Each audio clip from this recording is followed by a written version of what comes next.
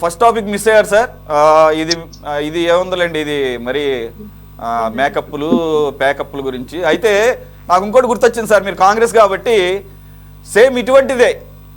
షర్మిల గారు తెలంగాణలో పార్టీ పెట్టినప్పుడు ఆవిడ మీద దాడి జరిగినప్పుడు చిన్న ఏదో ఇక్కడ ఇక్కడ ఏదో చిన్న గాయమైంది ఆవిడకి. రెండో రోజు కనపడలా, ఆ గాయం కనపడలా. ఎవడో మహానుభావుడు తెలంగాణలో లోకల్ లీడర్ ఎవడో ఉంటాడు కదా, వాళ్ళ లాంగ్వేజ్ అట్లా ఏడుస్తుంది కదా.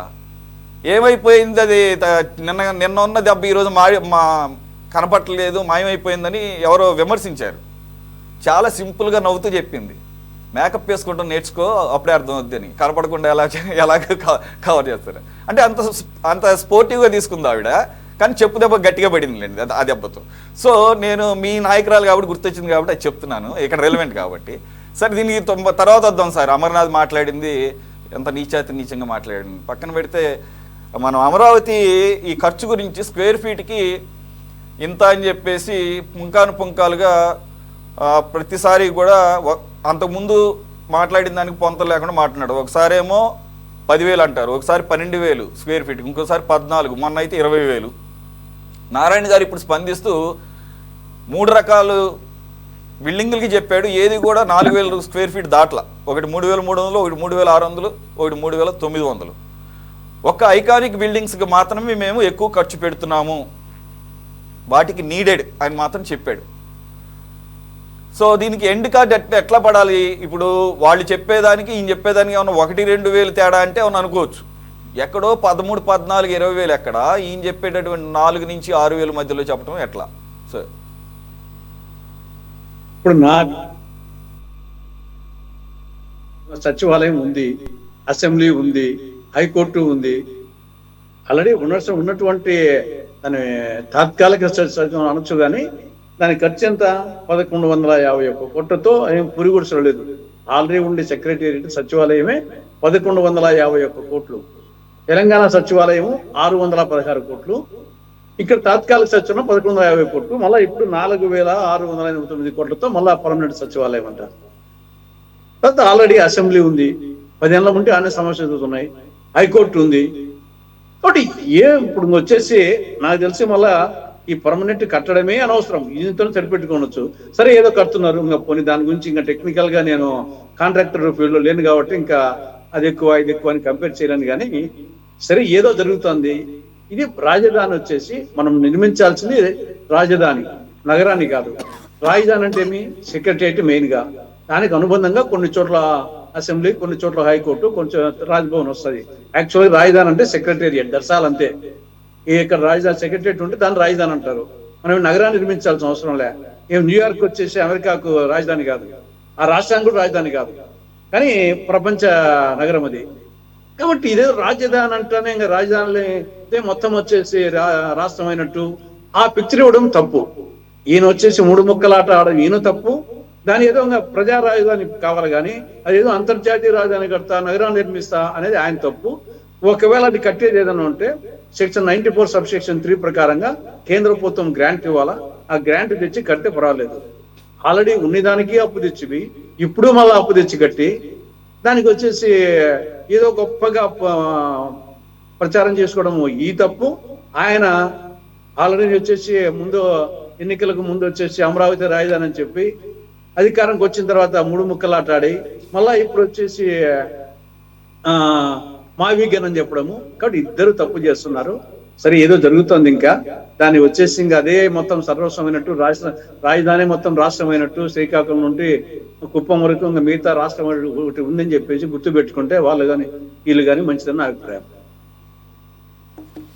సో ఇక మన గుడ్డు మంత్రిగా పేరు తెచ్చుకున్న అమర్నాథ్ గురించి మాట్లాడతాం సార్. ఎందుకంటే నేను మొహాటంగా అంటాను, ఎందుకంటే నువ్వు ఇప్పటికైనా కానీ ఏమన్నా కాస్త సోయితో మాట్లాడితే నువ్వు గతంలో మాట్లాడినట్లు మేము మర్చిపోవడానికి ట్రై చేస్తాం. ఇప్పుడు లేటెస్ట్గా అనిత గారిని మేకప్ అంట, ఆవిడ గంట సేపు ఎండలో నిలబెడితే కేజీ మేకప్ రాలి పడుతుందంట, దాన్ని ఇంట్లో గోడలకు పుట్టిగా వేసుకోవచ్చు అంట. ఎంత దిగజారిపోయిన మాటలు చూడండి. రెండోది, ఆవిడ ఏం ఉద్యోగాలు చేసిందో, ఎటువంటి ఉద్యోగాలు చేసిందో మాకు అందరికీ తెలుసు అటువంటి ఉద్యోగాలు చేయాల్సిన అవసరం గతంలో ఆవిడ ఏదో ఉద్యోగాలు చేసిన మనకు తెలియదు. ఆ ఉద్యోగాలు చేయాల్సిన కర్మ మాకు పట్టలేదు. మరి దానికి ఏమర్థం తెలియదు. ఇక చివరిలో అన్నిటికన్నా ఘోరమైన విషయం ఏంటంటే ఈ మహానుభావుడు వాడి వదిలేసినటువంటి బుల్లెట్ ప్రూఫ్ కారులో తిరుగుతూ ఇష్టం వచ్చినట్టు మాట్లాడుతుంది, సిగ్గులేదా అంటాడు. అసలు ఈ బుల్లెట్ ప్రూఫ్ కారు లేనిది అది ఎవరిచ్చారు, ఎవరి సొమ్మది? ఈ రకమైనటువంటి మినిస్టర్తో ఒక ఒక లేడీ మినిస్టర్ని పట్టుకొని ఈ రోజుల్లో కామన్గా ప్రతి ఆడపిల్ల ఎంతో కొంత ప్రజెంటబుల్గా మేకప్లు అనేది కామన్ అయిపోయింది. అసలు మేకప్కి ఆవిడ పనిచేసేదానికి సంబంధం ఏంటి? నువ్వేమన్నా ఉంటే ఆవిడ పనితీరును విమర్శించాలా? ఇదేం పద్ధతి సార్? 2 సంవత్సరాల కూటమి ప్రభుత్వ పాలనలో విమర్శలు చేయాలంటే ఇటువంటి విమర్శలా? ఇంత దిగజారుడా? Body shaming sir. మీరు చెప్పినట్లు పనితీరు గురించి ఏమన్నా ఉంటే మాట్లాడాలి, కానీ ఇది కరెక్ట్, ఏమాత్రం కరెక్ట్ కాదు. ఎవరు మాట్లాడినారు? ఈవెన్ ఆ లేడీస్ మీదనే కాదు, మొగోళ్ళ మీద కూడా మాట్లాడకూడదు. మొగోళ్ళే కాదు, ఆడలు కూడా మాట్లాడకూడదు. మొగోళ్ళు ఆడల మీద మాట్లాడకూడదు, మొగోళ్ళ మీద మాట్లాడకూడదు, ఆడోళ్ళు ఆడల మీద మాట్లాడకూడదు, ఆడోళ్ళు మొగోళ్ళ మీద మాట్లాడకూడదు. ఏ పార్టీ వాళ్ళు మాట్లాడకూడదు, ఇష్యూ బేస్డ్గా మాట్లాడాలి. ఈ విధంగా వచ్చేసి పర్సనల్గా దానివల్ల న్యాచురల్గా నువ్వు ఒకటంటే నేను రెండంట, దానివల్ల వచ్చేసి ఏం ఉపయోగం లేదు. మొత్తం సమాజానికి ఒక చెడు సందేశాన్ని అందించినట్టు అవుతుంది. కాబట్టి ఆ వ్యాఖ్యలు ఏమాత్రం సమర్థనీయం కాదు. ఎవరన్నా కానీ సమర్థనీయం కాదు. ఇప్పుడు సందర్భం వచ్చింది కాబట్టి ఆయన అన్న వాక్యాలు సమర్థనీయం ఏమాత్రం కాదు. రమ్య గారు ఒకటి క్లారిటీ ఇవ్వండి, ఆయన మీద ఏమన్నా పోలీస్ కేసు ఏమన్నా అఫీషియల్గా నమోదైందా? అసలు పోలీసులే ఎందుకు చర్య తీసుకోరు? అలాగే సుమోటాగా కూడా లేదంటే కనుక ఇవి మహిళా సంఘాలు ఉన్నాయి, అలాగే అవన్నీ చర్యలు తీసుకుంటారండి.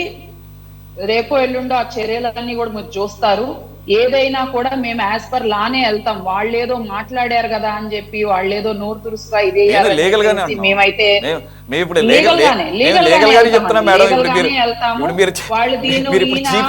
చీపుర్లు గట్టలు పట్టుకుని ఆయన ఇంటికి వెళ్ళమని చెప్పడంలో మేము మీరు పబ్లిక్ గా ఆయన క్షమాపణ చెప్పాలి.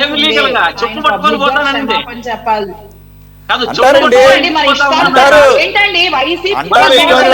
అంటారు మరి. కాదు చెప్పు పట్టుకొని డిసైడ్ అయినప్పుడు ఇక లీగల్ ఎందుకమ్మా? ఇప్పుడు అంటున్నారు లీగల్ అని. చెప్పు పట్టుకొని ఇంటికి పోతామన్నారు అంతా. ఉంటాయి, తీవ్రతను బట్టి ఉంటాయి సార్. చెప్పులు పట్టుకుని ఇంటికి తెచ్చుకోకండి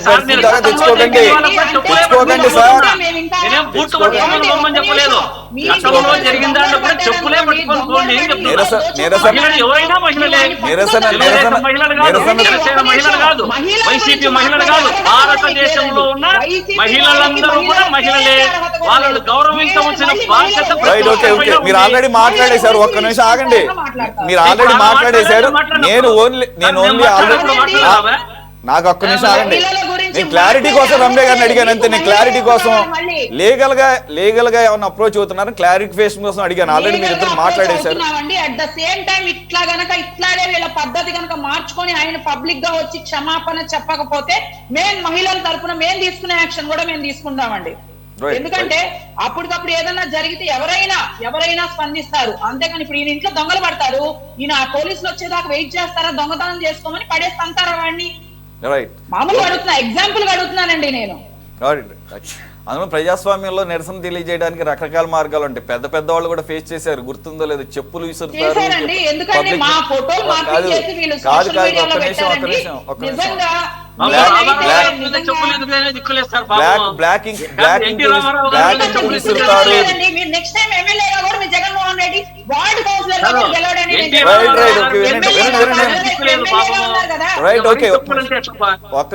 ఎక్కువ దివాణాలు లేకుండా కూర్చొని ప్యాలెస్ లో కూర్చొని బయటికి రాకుండా తాలేపల్లి కొంపలో కూర్చొని ప్రెస్ మీట్లు పెట్టడం కాదు, జనాల మధ్యలోకి రమ్మనండి. ఎన్ని చెప్పులు దిగుతాయో తెలుస్తుంది మీ జగన్మోహన్ రెడ్డి గారికి.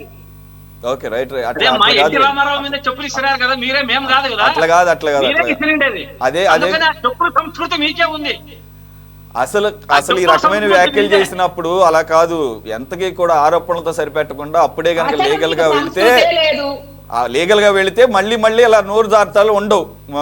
శ్రీరామ్ గారు కంక్లూడ్ చేద్దాము. పద్ధతి ఈయన కావాలని రెచ్చగొట్టేటటువంటి ఏమైనా స్ట్రాటజీ ఉందా, లేకపోతే నిజంగా చెప్పుల సంస్కృతి మీదే అని ఆగండి సార్, ఆగండి. తప్పులు చేసుకోవడం ఏంటి బుగాయింపు? ఆగండి. తప్పులు చేసినటువంటి వ్యక్తి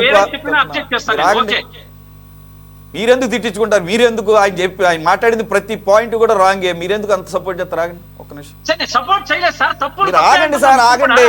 కొన్ని విషయాల్లో కొన్ని విషయాల్లో మనం కొద్దిగా బ్యాలెన్స్ చేసుకోవాలి, లేదంటే రాంగ్ ఇవే వెళ్తాయి సిగ్నల్స్. ఒక్క నిమిషం శ్రీరామ్ గారు కంక్లూడ్ చేయండి.